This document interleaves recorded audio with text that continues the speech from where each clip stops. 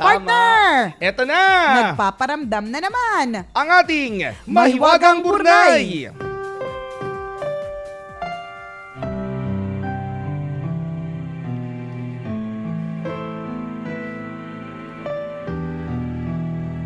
Habang naglalayag ay pumalya ang makina ng isang malaking barko.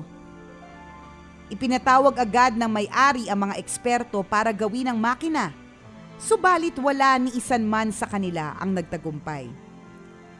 Hanggang sa dumating ang isang matandang lalaki na matagal ng linya ang pagkukumpuni ng mga sirang makina ng barko. Dala-dala na matanda ang isang malaking toolbox. Agad niyang sinimulan ang pagkukumpuni sa makina.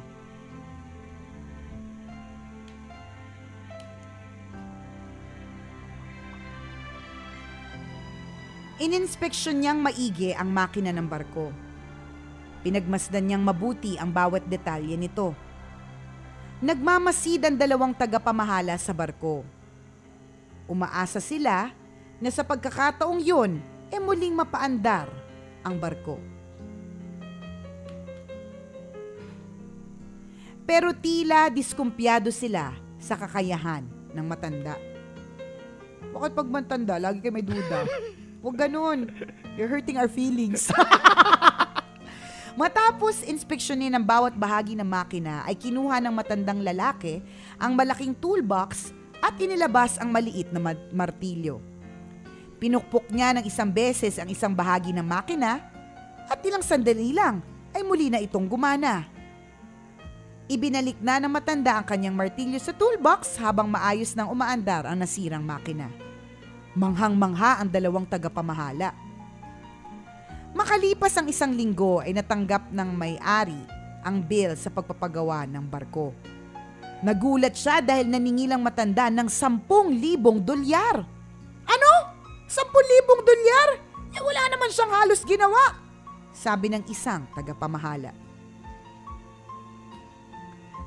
Dahil dito ay nanghingi sila ng itemized bill. At ito ang isinulat ng matanda. Bayad sa pagpukpok sa makina, $2.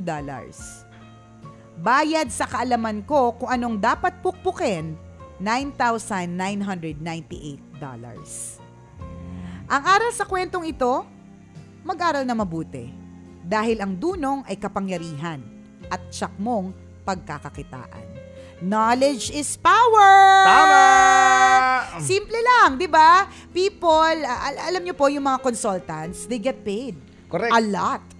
Totoo. Because of their brains. If you pick on their brains, kapag meron ka nakuha na ideya sa kanila o dunong mula sa kanila, pwede mong bayaran yung dunong nila eh. Correct. Maaring isipin natin, simple lang naman yung ginawa nila eh. Ano ba yun? Hindi sila pinagpawisan Kaya masyado nga, eh. pumunta lang, may itinuro lang, may konting klinik, tapos babayaran malaki. Bakit? Oh. Pero kasi 'di ba, alam niya kung ano ang gagawin. Correct. Yung dunong niya, yun yung binabayaran natin. Yun yung bagay na naisip niya na hindi mo naisip. Correct, 'di ba? Diba? Hindi ko naisip mo, di ikaw gumawa. Hindi mo naisip. Kung naisip mo, edi sana matalino ka din katulad nitong matanda.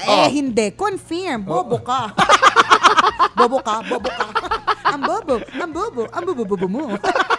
But God is good. Isipin mo kasi sa kanya binigay yung katalinuhan, sa iyo binigay ang pera. Oo, sa iyo binigay yung barko. Diba? O matalino nga siya, wala naman siyang barko. You diba? can't have it all. Ganun talaga, di ba? May barko ka nga, bobo ka naman. O siya, wala man siyang barko, matalino naman, di ba? Parang hashtag eksena ng mga estudyante. Yung kaklase mong matalino siya pero hindi siya maganda. Yung kaklase mong maganda siya pero bobo siya. In other words, walang taong perpekto. Wala! Magpasalamat ka, ikaw may barko. Correct! Yung nga lang, hindi mo naisip kung paano aayusin yan. Pero kahit sa mo pagbalik na rin, may barko ka.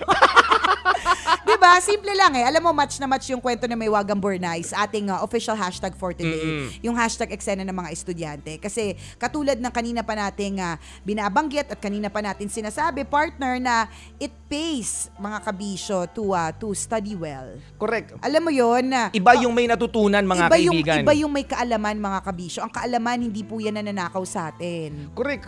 Halimbawa na lang, di ba minsan pag nagpapacheck up tayo sa doktor, kahit yung simpleng paglagay ng stethoscope sa dibdib natin, di ba? Tapos Iisipin natin, wala naman siya masyadong ginawa. Di ba nilagay na lang yung stethoscope sa dibdib natin, tapos magbabayad tayo ng ganun? Kasi pinag-aralan nila yon.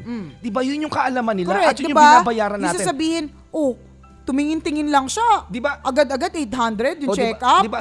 Hinga ka na malalim. Pagkatapos tapos na. O di ba? Ikaw gumawa nun, may malalaman mo ba kung ano sakit mo? Hindi ba, di ba ako partner pag nakikinig ako sa stethoscope, hindi ko marinig yung heartbeat.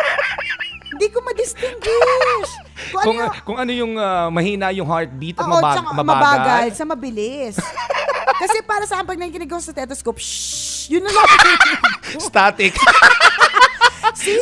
Because wala akong dunong tungkol dyan. Correct. Wala akong kaalaman. At yun yung binabayaran natin sa kanila, mga kaibigan. Correct. Because knowledge is power. Correct. And knowledge is money. Kaya importante, Shus, mag-aral ka na mabuti. It pays to study. Pag may kaalaman ka, babayaran ka dahil sa kaalaman mo. Correct. Mahirap po ang maging mangmang, mga kabisyo. Tama. At hindi pa. It's never too late to Correct. learn. Tama. O, diba? Thank you, Maywagang Burnay. Isa na namang napakagandang kwento. Ngayong araw na ito, ang mga kwento po na Maywagang Burnay ay mababasa nyo po sa aming Facebook fan page. I-search nyo lang po, Tambalan! Like ng like, share ng share para marami rin ang matuto at ma-inspire sa kwento ni Mahiwagang Burnay. Alam mo kung sino pa yung isang nakaka-inspire partner? Si Kuya taxi driver na si Kuya Gregorio na nagsoli ng gamit na isa nating tambalanista. Ano siya, nagmamaneho siya ng Judy Beth Taxi with plate number UVU 728. Correct. So yung mga gamit na naiwan sa kanyang sasakyan, isinoli niya sa ating tambalanista na si Darren. Nakakatuwa talaga na may mga ganyan pa talaga mga taxi driver na sobrang honest. O diba? Yan din yung binabayaran natin sa mga taxi Correct. driver. Hindi lamang yung gas, hindi lamang yung metro. Tama, kundi yung galing nila sa Correct. pagmamaneho. Yung diba? skill niya sa driving. Yung skill. And nagdadagdag tayo ng bayad kapag alam natin na nakarating tayo ng 10 minutes earlier. Correct. Inilusot tayo sa mga daan na hindi matraffic. Yung Tama. kapag very cheerful siya, yun yung mga binabayaran natin. Diba? Correct. Maraming pwedeng matutunan, mga kaibigan, sa mundong ito na pwede mong pagkakitaan. Corrected by. Thank you, Maywagang Burnay. Isa na namang napakagandang kwento. Ang mga kwento po na Maywagang Burnay ay mababasa nyo po sa aming Facebook fan page. I-search nyo lang po, Tambalan Take 2. Ay, sinabi ko na ba yun? Para Okay lang, ano, pero at least, di ba na lagi naman tayong mag-retain. take 2. 14 years na nga natin sinasabi yung unang magdasal ka eh. So huwag ka na magulat sa take 2. Tsaka nagbabasa-basa pa ako ng mga hashtag ng mga tao. Thank you very much po for joining our Twitter party every day. Salamat po for making us trend. Hashtag eksena ng mga estudyante. Hanggang alas 12 tayo'y patuloy na magkakasama-sama dito sa Metro Manila. Maraming salamat mga kabisya sa pagtutok and thank you for making Love Radio number 1 for 14 consecutive years. Dahil sa inyo, mga kabisyo, ang tambalan, walang kalaban, number 1 pa more. Ako po si Nicole Yala. At ako naman si Cambio Ken Chris Chuper. Na nagpapaalala, walang matatag na relasyon sa malanding may determinasyon. Yun!